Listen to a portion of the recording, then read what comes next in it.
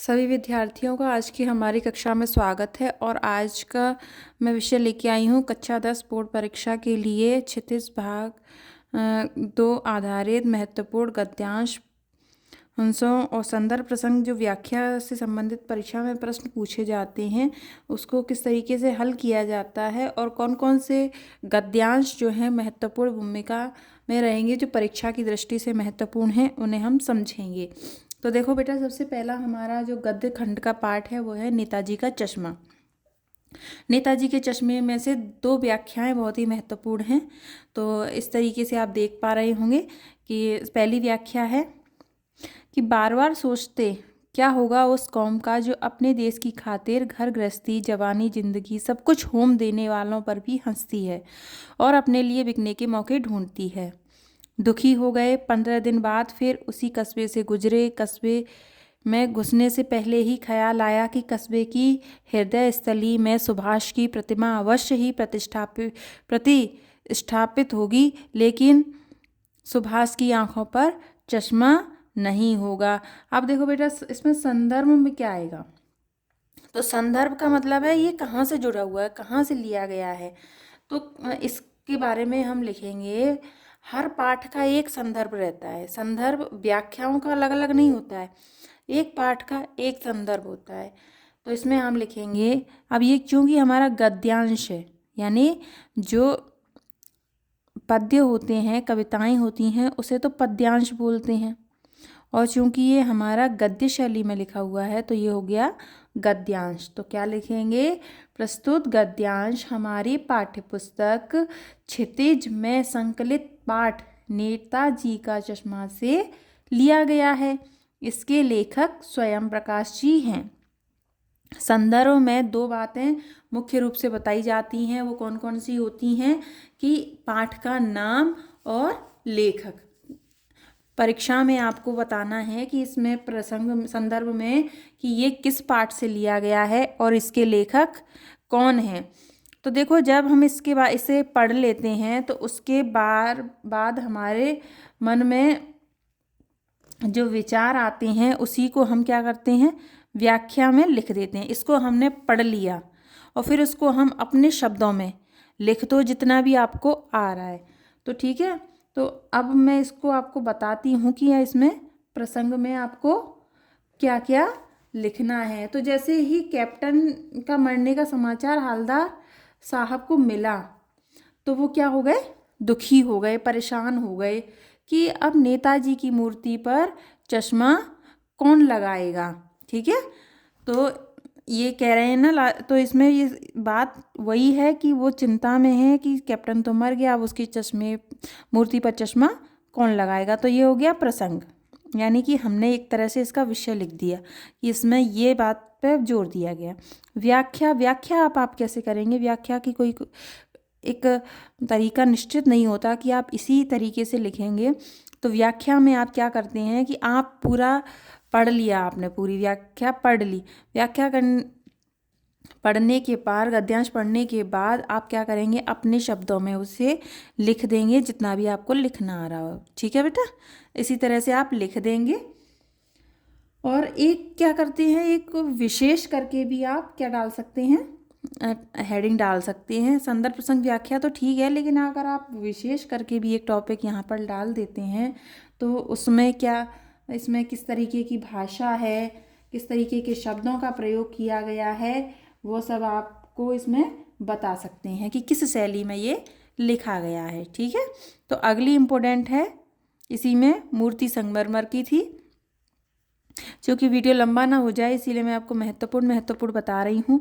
अब मैं क्या करूँगी, इसमें क्या संदर्भ में पूर्वानुसार लिख सकती हूँ।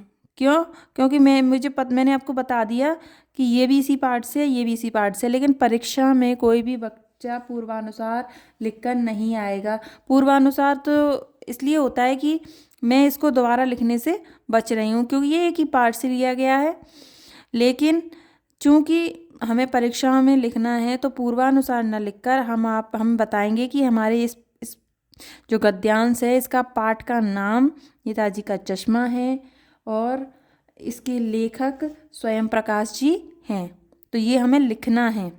मैं जब कॉपियाँ चेक करती हूँ तो मैं देखती हूँ कि ये गलतियाँ बच्चे अक्सर कर देते हैं। अब अगला चैप्टर आ जाता है आपका, कौन बताएगा अगले चैप्टर का नाम? नेताजी के चश्मे के बाद कौन सा पाठ आता है? अगर जिस भी बच्चे को पता हो वो मुझे कमेंट बॉक्स में कमेंट करके बता सकता है कि नेताजी का चश्मा पाठ के बाद हमारी पाठ्य पुस्तक में कौन सा पाठ है। कमेंट करके बताना।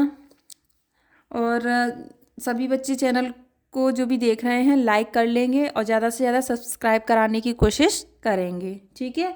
तो अगला पाठ मुझे लगता है आपको पता ही होगा, बाल गोविंद भगत है, रामवृक्ष बेनीपुरी जी द्वारा लिखा गया है। इसमें देख लीजिए, तो इसमें है, वह गृहस्थ थे लेकिन उनकी सब चीज़ साहब की थी। जो कुछ खेतों में पैदा होता सिर पर लाद कर पहले उसे साहब के दरबार में ले जाते। ये जो व्याख्या है इसे आप देखेंगे, ये महत्वपूर्ण व्याख्या है। इसी का संदर्भ प्रसंग व्याख्या आप लिख देंगे। अगला देखते हैं,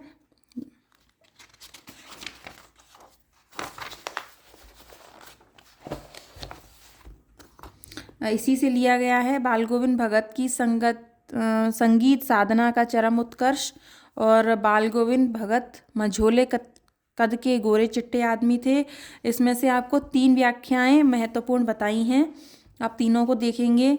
और अगला जो पाठ आता है, कौन सा आएगा अगला पाठ? आपको क्या सारे बच्चों को क्या नाम पता है क्या पाठों के? मैं यही जानना चाहती हूँ कि सारे बच्चे अच्छे से पाठों के नाम तो उन्हें पता होने चाहिए। अब देखो इसमें आ रहा है, पाठ का नाम याद नहीं आता है ना, तो भी देखो नवाब साहब हैं। तो जो एक हमने पाठ पढ़ा था क्या, लखनवी अंदाज, उसमें जो लेखक हैं यशपाल हैं, वह क्या करते हैं, एक लखनऊ के नवाब का उन्होंने ट्रेन में बैठे बैठे जो उनका आकलन किया, उनको देखकर कि नवाब किस तरीके से खीरा खाते हैं, एक व्यंग्य शैली में लिखा गया ये लेख है। तो इसे आप पढ़ेंगे और समझेंगे, उसी में से ये लिया गया है। संदर्भ में क्या लिखा जाएगा? प्रस्तुत गद्यांश हमारी पाठ्यपुस्तक क्षितिज में संकलित पाठ लखनवी अंदाज से लिया गया है। इसके लेखक कौन है? यशपाल हैं, ठीक है।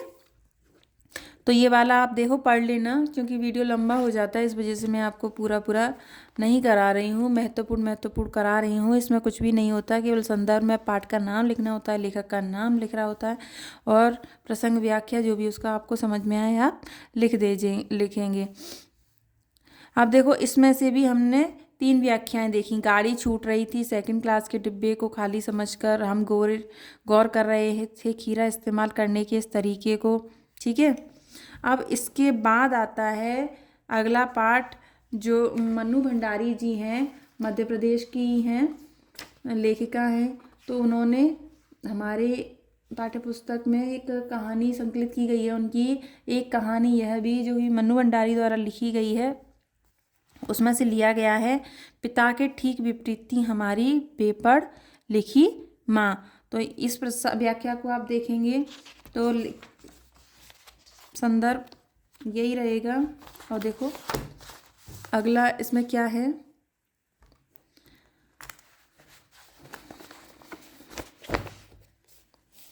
यश कामना बल्कि कहूँ कि यश लिप्सा पिताजी की सबसे बड़ी दुर्बलता थी। ये भी मन्नू भंडारी जी द्वारा लिखा गया पाठ, एक कहानी यह भी से संकलित किया गया है। तो ये रही आपकी महत्वपूर्ण गद्यांशों की व्याख्या है। महत्वपूर्ण पद्यांश मैंने आपको पहले पढ़ा दिए थे। अगर इसमें आपको कोई भी चीज़ समझ में नहीं आ रही है तो आप मुझे पूछ सकते हैं, कमेंट बॉक्स में कमेंट भी कर सकते हैं। ये आप अच्छे से पढ़ेंगे और समझेंगे, ठीक है। मिलते हैं अगले वीडियो में।